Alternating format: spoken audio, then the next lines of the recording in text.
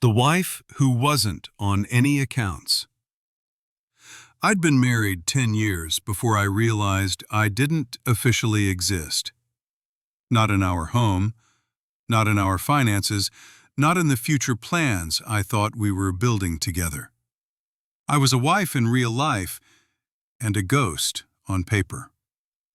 I found out the way people in horror movies find out a house is haunted, by accident. I went to open my own card at the bank. The teller smiled and asked, "Do you want to link this to your existing accounts?" I said, "Sure, the joint ones." Her smile faltered. "You don't have any joint accounts," she said gently. "Just a card as an authorized user." Authorized user. Not owner, not even co-anything. My name was nowhere. When we got married, he handled bills. He liked things tidy, one person in charge, automated. I was working. I trusted him. Every month, I transferred most of my paycheck to our living account. Except it wasn't ours. It was his, with my name floating underneath as an accessory. Anytime I asked questions, he said the same thing. "Money talk stresses you out. Let me handle it. You enjoy your life." Which sounds loving until you realize it's also a perfect alibi for control. The second crack came in the form of a denial. I applied for a small loan to cover a certification course. My income was solid, my job stable. "Your credit utilization is very high," the email said. I stared at it, confused.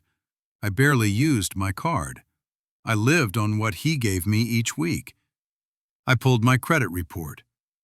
There they were, a store card I'd never opened, a line of credit I'd never used, a balance that matched nothing in my memory. All in my name, all late at least once. He'd opened accounts using my profile to help with cash flow and then forgotten to tell me when payments were due. I confronted him, shaking. He said I was being dramatic. He used words like team and trust and temporary. "We're one unit," he said.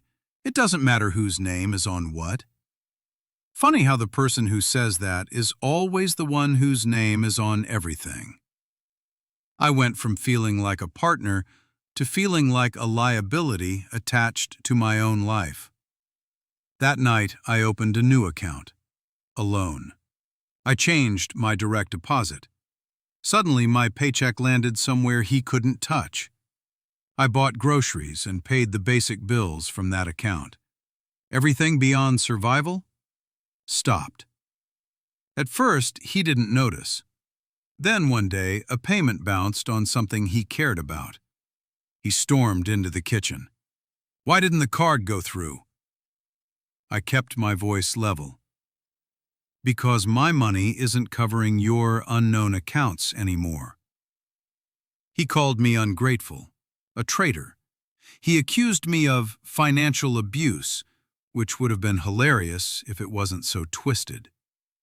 I told him very calmly, "You've had 10 years of full access to everything I earn. I am now giving myself 10 years of access to my own life." I didn't threaten divorce.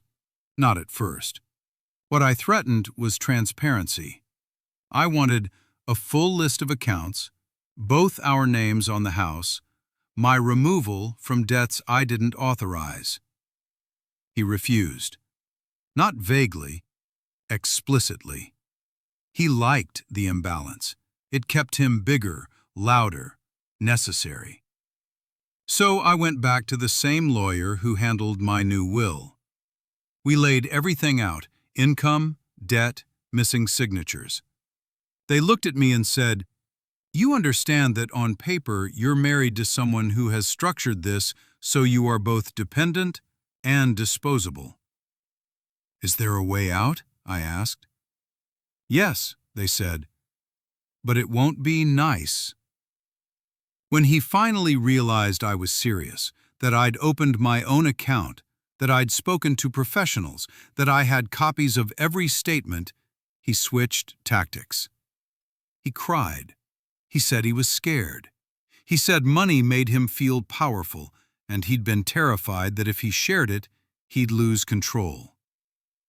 I believed him, but I didn't forgive him. We separated 6 months later. In the settlement, my lawyer did something elegant.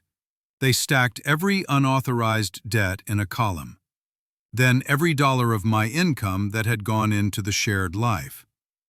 When the judge saw the numbers, they said quietly, "If she'd been on the accounts, this would look like partnership. Because she wasn't, this looks like exploitation." The debts returned to him. The house was partially reassigned because my money had sustained it for a decade. He taught me I didn't exist on paper. So I rewrote the story where the paper finally noticed me and did something about it.